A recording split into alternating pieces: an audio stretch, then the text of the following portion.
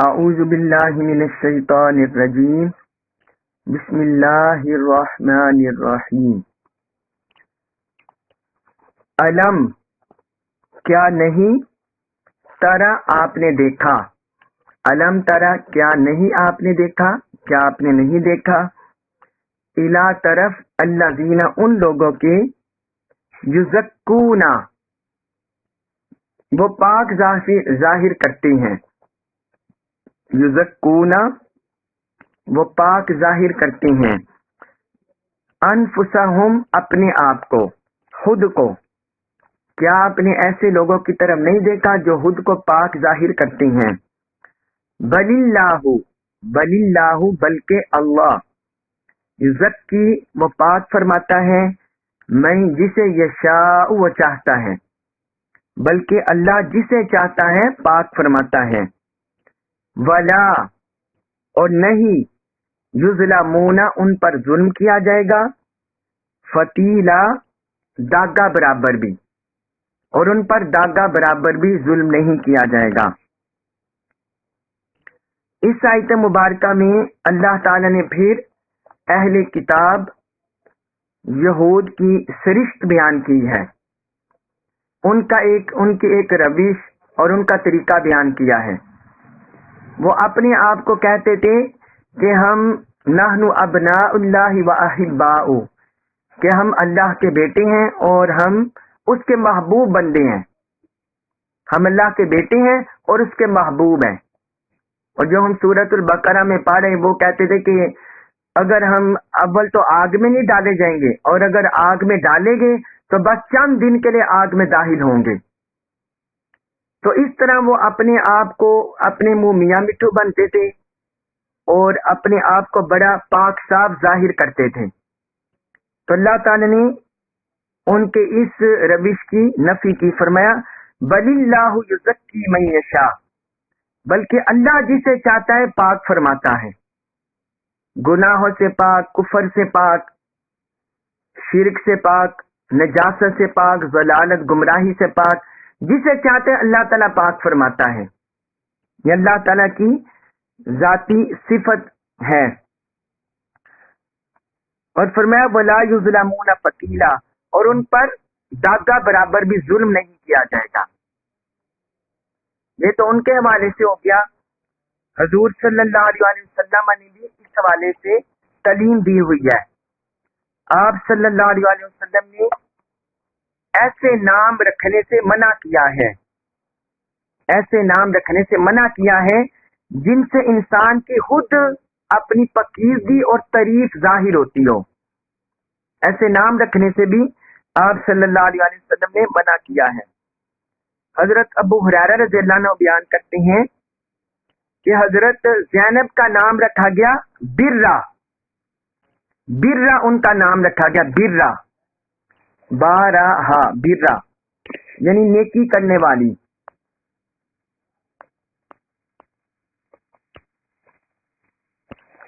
یہ ان کا نام رکھا گیا۔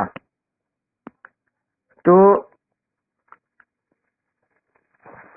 یہ ان کا نام رکھا گیا۔ تو آپ صلی اللہ علیہ وسلم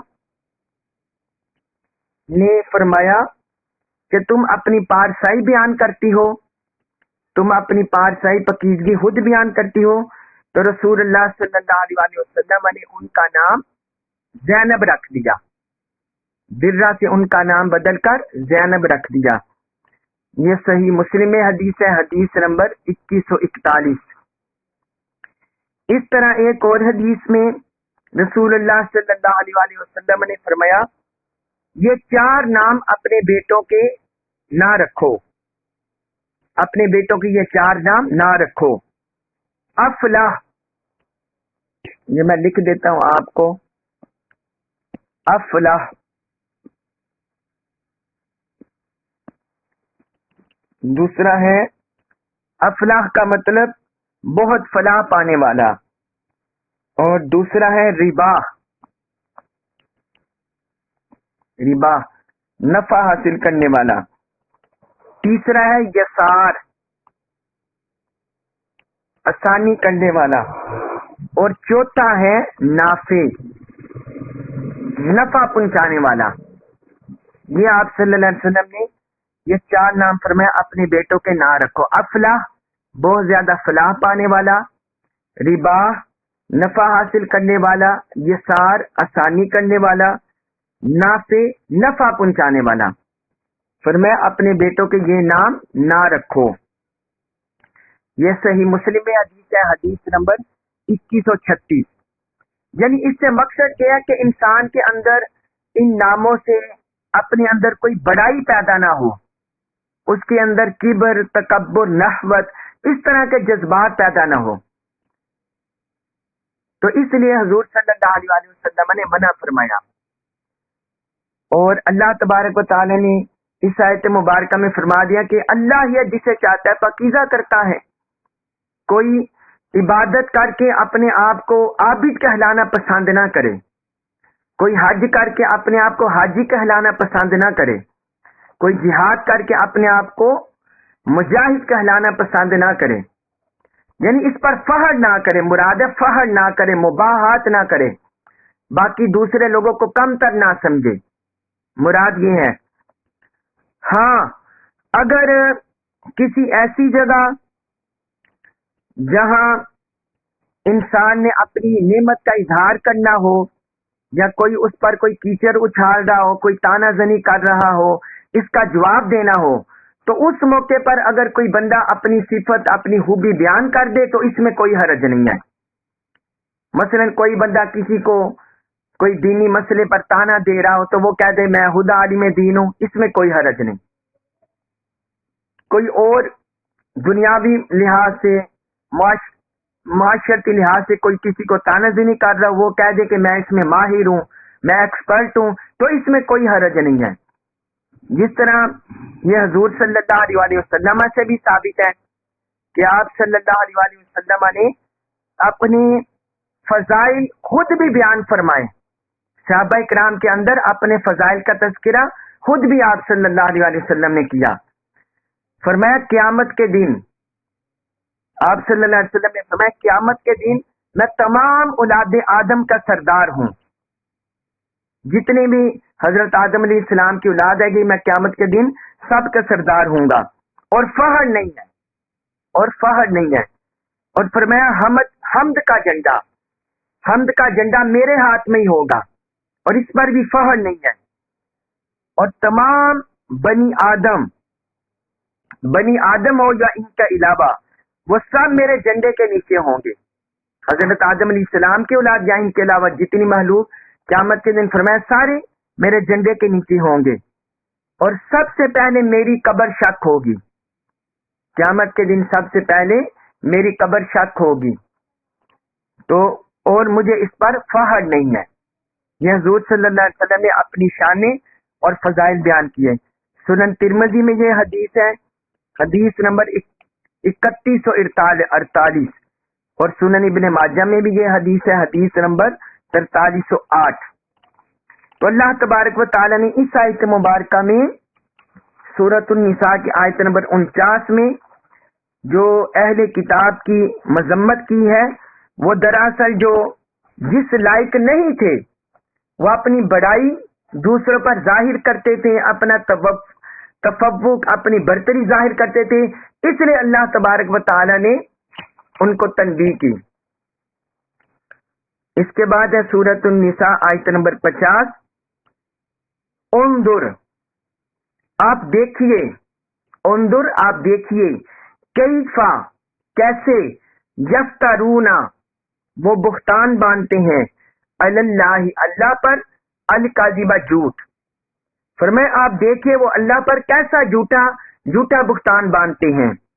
وکفا اور کافی ہے، بھی یہی اسمن گناہ مبینہ کھلا، اور ان کے عذاب کے لیے یہی کھلا گناہ کافی ہے. ابھی اس آیت مبارکہ میں اللہ رب العزت نے فرمایا کہ آپ دیکھیں تو صحیح اللہ پر کیسا بہتان باندھ رہے ہیں. یعنی ایک تو اپنے آپ کو کہنا کہ ہم اللہ کے بیٹے ہیں، اور دوسرا کہنا ہم اپنے منہ سے کہ ہم اللہ کے محبوب ہیں. پھر کبھی کہنا کہ ہم جہنم میں بس اگر ہم تو جہنم میں نہیں جائیں گے، اگر جائیں گے بس چند روز کے لیے جائیں گے.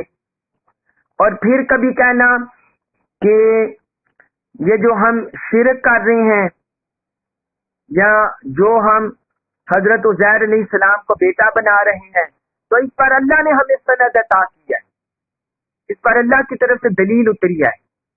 یعنی اپنے پاس سے چیزیں بنا کر ان کو اللہ کی طرف منسوب کرنا. تو اللہ تعالیٰ نے فرمایا آپ دیکھیں کہ یہ کس طرح کیسے یہ اللہ پر جھوٹا بہتان باندھ رہے ہیں، اور یہی ان کے لیے، ان کے عذاب کے لیے کھلا گناہ ہے.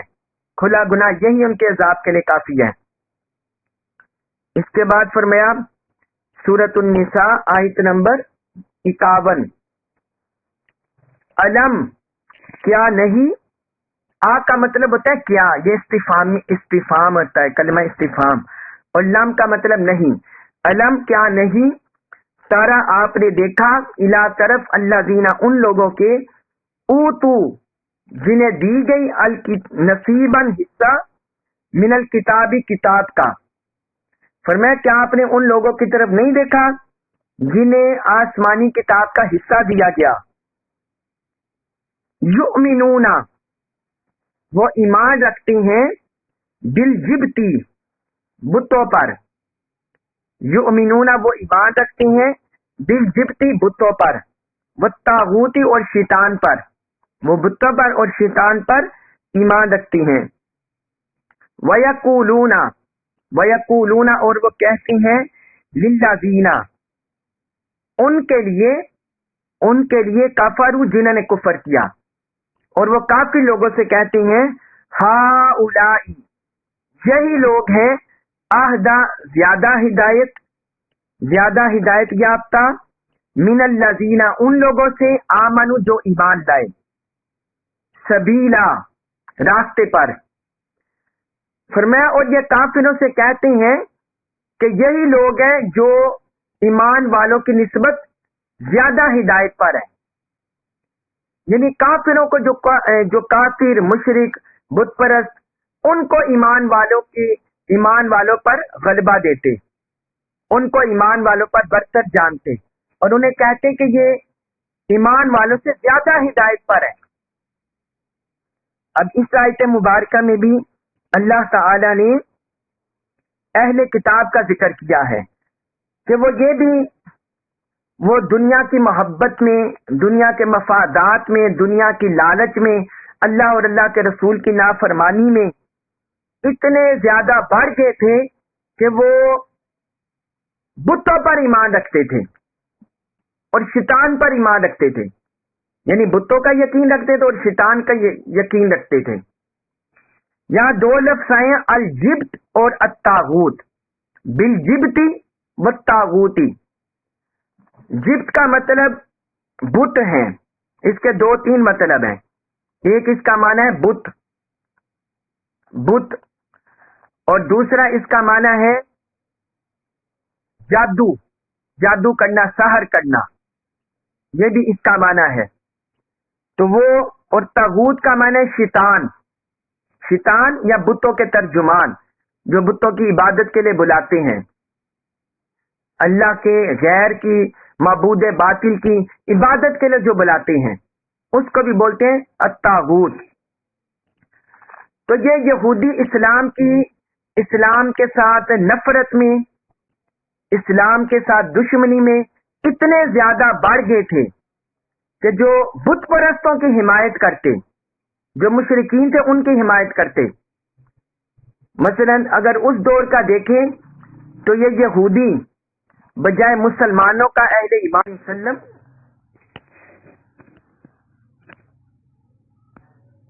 گرمی میں بڑھ گئے تھے. وہ یعنی حضور صلی اللہ علیہ وسلم کے دور میں جو مشرکین مکہ تھے ان پر اعتماد کرتے، ان کو اہل ایمان پر ترجیح دیتے، حالانکہ انہوں نے اسلام کے ساتھ دشمنی کی، حضور صلی اللہ علیہ وسلم کے دشمن ہوئے، صحابہ کرام کے دشمن ہوئے، اور اناد کیا، انہوں نے اتنی دشمنی کی کہ حضور کو شہر مکہ چھوڑنا پڑا. لیکن یہود اہل کتاب ہونے کے باوجود، آسمانی دین رکھنے کے باوجود، سماوی مذہب رکھنے کے باوجود، اللہ کی طرف سے وحی کا پیغام رکھنے کے باوجود اسلام کے ساتھ دشمنی رکھتے، مسلمانوں کے ساتھ دشمنی رکھتے، تو وہ ان کی طرف ان کی طرف جاتے، ان کا یقین کرتے، مشرکوں کا۔ اور ساتھ اس میں یہ بھی کہ جتنے بھی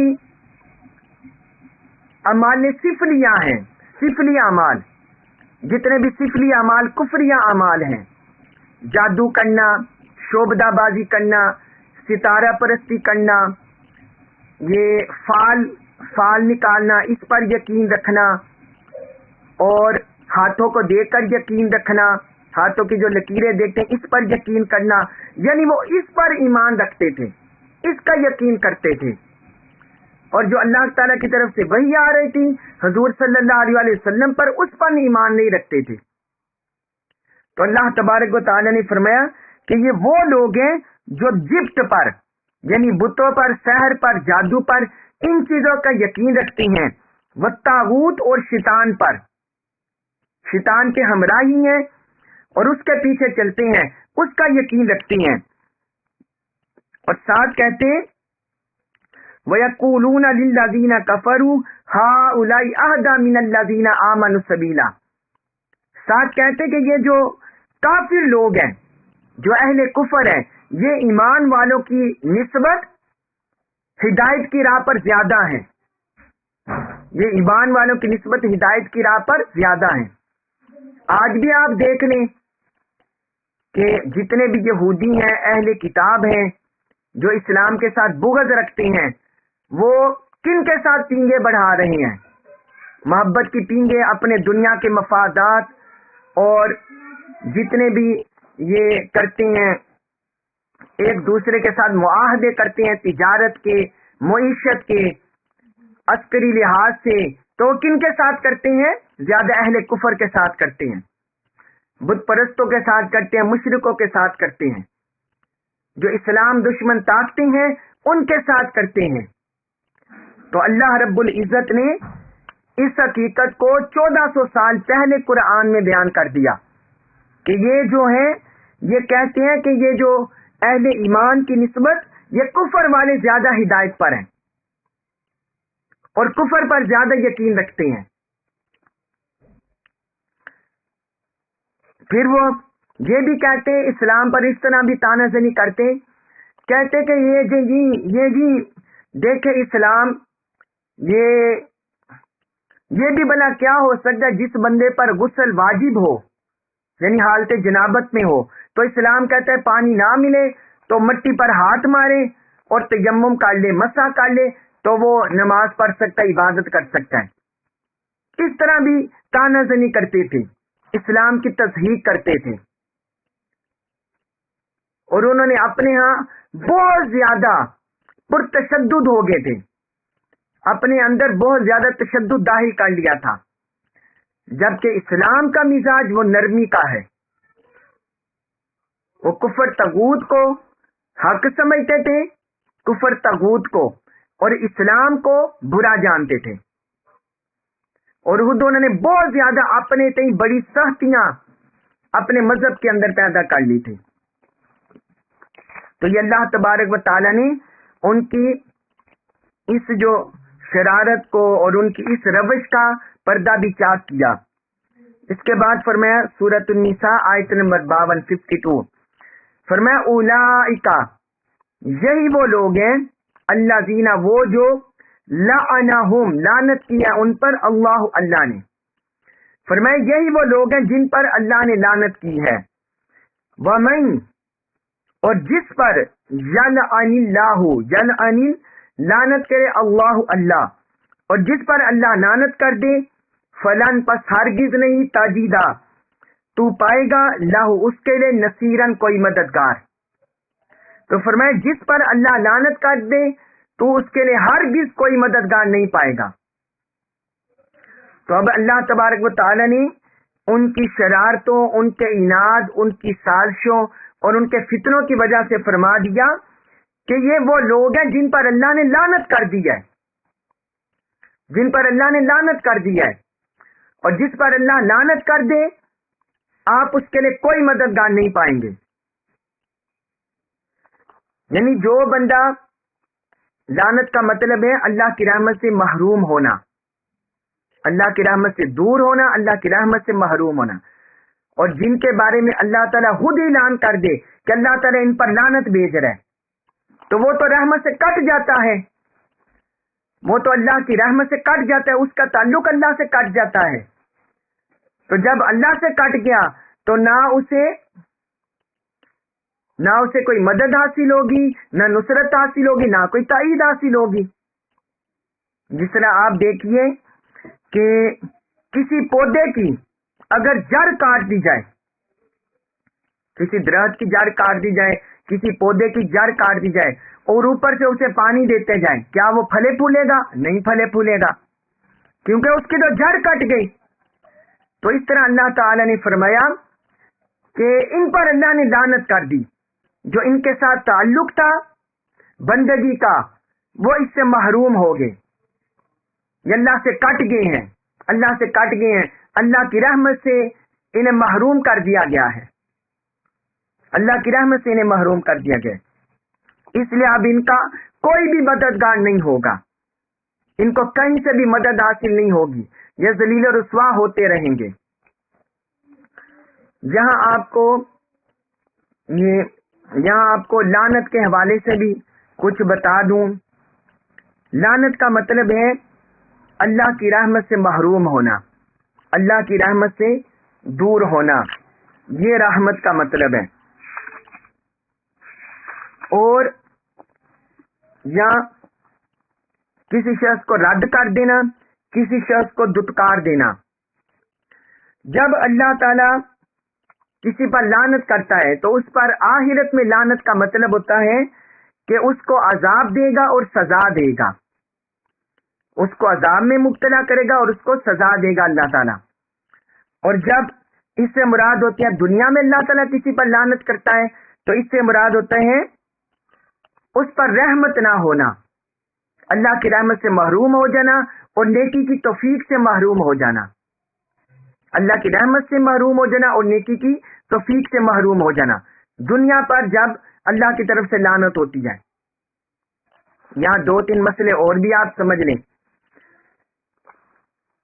جب کوئی بندہ ظلم کر رہا ہو، فسق و فجور کر رہا ہو، تو فاسق، فاجر، ظالم کہہ کر یا جھوٹا اس طرح کا بیان کر کے، کسی کا فسق و فجور کی طرف عنوان کر کے، اس طرح ظاہر کر کے یا نام دے کر کسی کے فسق و فجور، اس طرح لعنت کرنا جائز ہے.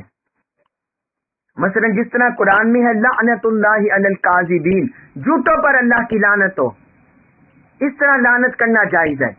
علی الاطلاق یعنی کسی کا نام لیے بغیر جھوٹوں پر اللہ کی لعنت ہو. یا کوئی بندہ کہہ دیتا ہے قرآن میں لعنت اللہ علی الظالمین، ظالموں پر اللہ کی لعنت ہو، تو کسی کا نام لیے بغیر، متعین کیے بغیر لعنت کرنا فسق و فجور کی وجہ سے وہ جائز ہے. اور دوسری صورت ہے لعنت کی کسی معین شخص پر لعنت کرنا، یعنی کسی شخص کو ٹارگٹ کر کے اس کا نام لے کر لعنت کرنا. یہ علل اطلاق مردود ہے، یعنی فریلی آزادانہ طور پر ہم ایسے جملے معین اشخاص پر نہیں بول سکتے. اسلام میں اس کی ممانعت ہے، اس سے منع کیا گیا ہے.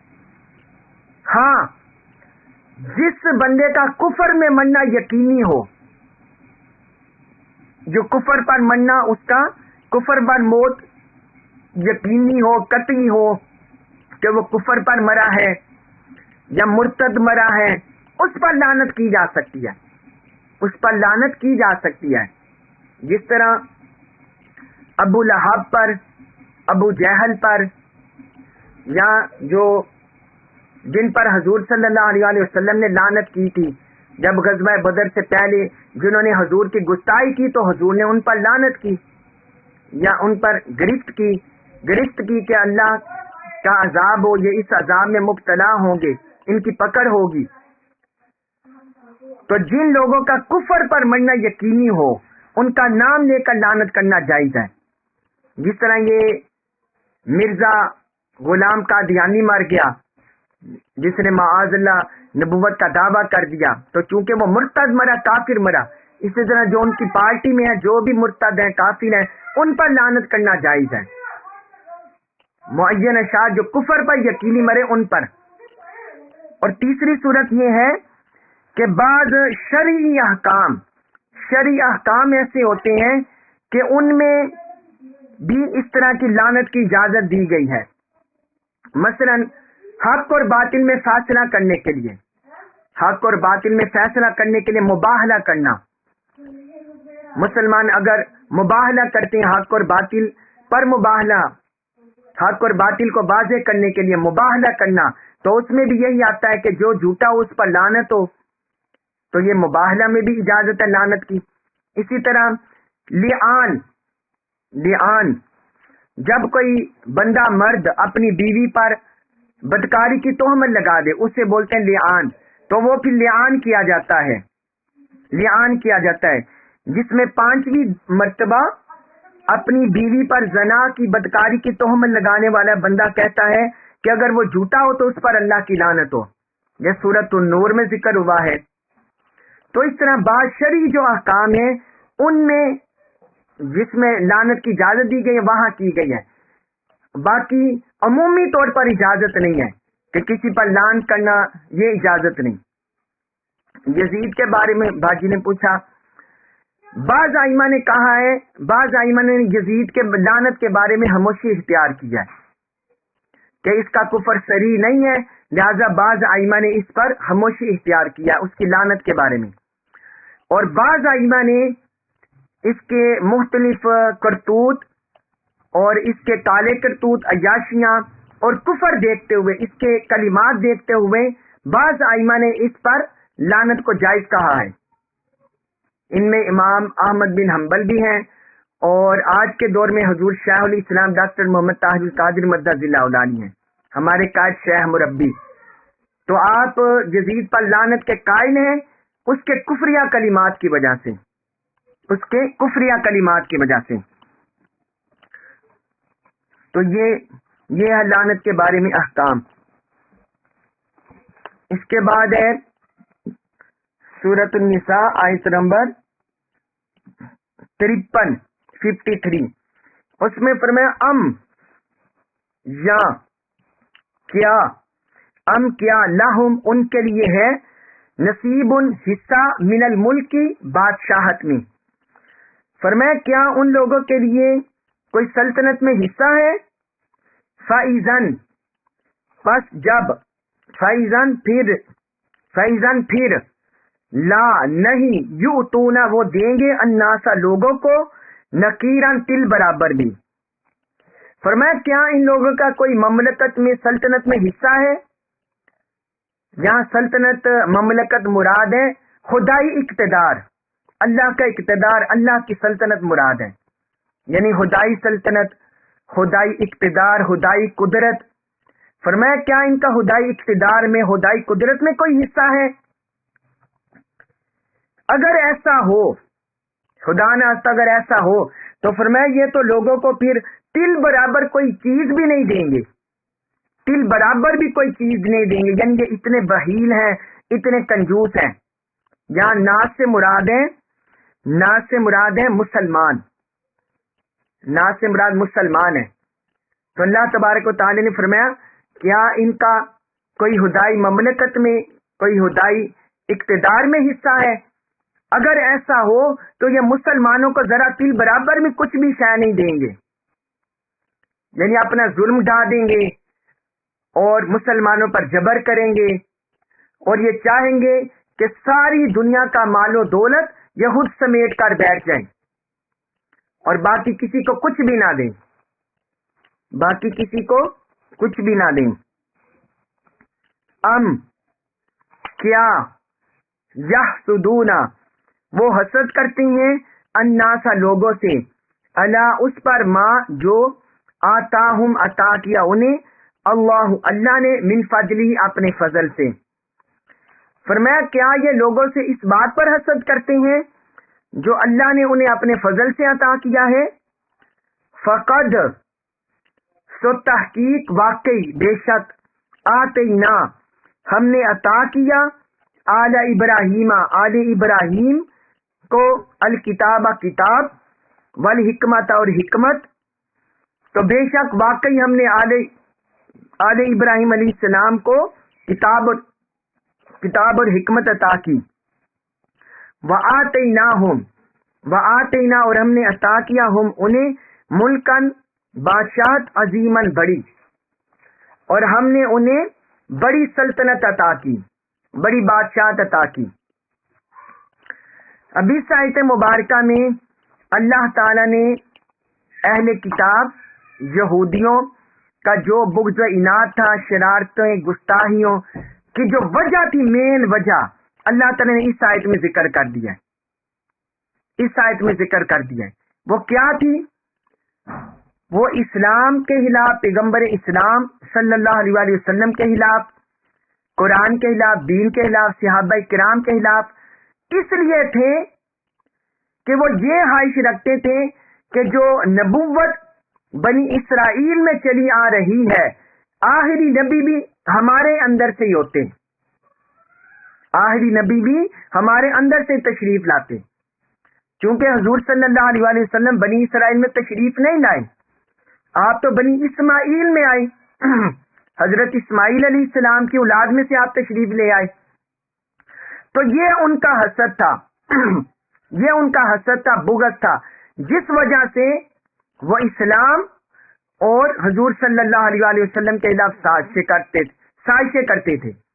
تو اس بار اللہ تعالی نے فرمایا کہ یہ تو اللہ کا فضل ہے، اللہ جس کو چاہے نبوت سے سرفراز فرما دے، اور جس خاندان میں سے چاہے کسی کو نبی بنا دے.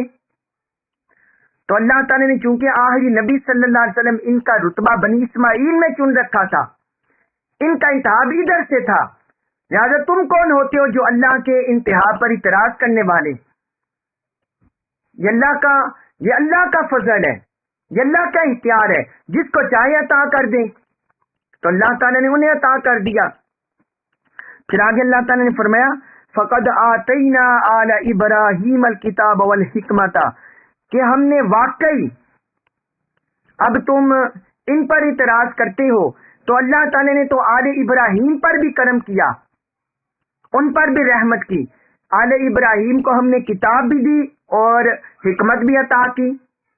یعنی آل ابراہیم سے مراد حضرت ابراہیم علیہ السلام کا خاندان، ان میں انبیاء کرام بھی آئے، رسول بھی تشریف لائے، کئی رسول تشریف لائے. حضرت ابراہیم علیہ السلام کے بعد آپ دیکھیں حضرت اسحاق، پھر حضرت یعقوب، پھر حضرت یوسف، پھر ان کے بعد حضرت سلیمان، حضرت داؤد، پھر ان کے بعد حضرت موسیٰ، پھر حضرت زکریا، حضرت یحییٰ، حضرت عیسیٰ علیہم السلام، علیہم الصلوات والتسلیمات. تو اتنے انبیاء کرام اور رسول تشریف لائے. تو فرمایا ہم نے آل ابراہیم میں نبوت بھی انہیں عطا کی تھی اور حکمت بھی عطا کی تھی، یعنی شریعت دین کی شرائط بھی، اسرار رموز بھی عطا کیے تھے، اور ان کی طرف کتابیں بھی اتاری تھی. اور فرمایا ہم نے انہیں بڑی بڑی سلطنت بھی عطا کی تھی، یعنی ان میں کئی حکمران بھی آئے، خاندان ابراہیم میں کئی حکمران بھی، بادشاہ بھی آئے، حضرت یوسف علیہ السلام، حضرت سلیمان علیہ السلام، حضرت داؤد علیہ السلام، اور بھی ان کے علاوہ کئی بادشاہ آئے. تو فرمایا ان میں آئے. تو یہ اللہ کا فضل ہے، جس کو چاہے عطا فرما دے. اور آخری نبی کا منصب یہ بنی اسماعیل میں محمد مصطفیٰ صلی اللہ علیہ وآلہ وسلم کے سر اقدس پر سجانا تھا. تو جیسے اللہ نے آل ابراہیم کو چن لیا تھا نبوت، رسالت، حکمت اور سلطنت کے لیے، اسی طرح اپنے رسول کو چن لیا. تو تمہیں کوئی حق نہیں پہنچتا جو اللہ کے انتخاب پر اعتراض کرو. اللہ تبارک و تعالی ہمیں قرآن مجید کا، دین کا کما کو فہم نصیب فرمائے، اور ہمیں اس پر عمل پیرا ہونے کی توفیق عطا فرمائے. وما علیہ الا البلاغ المبین.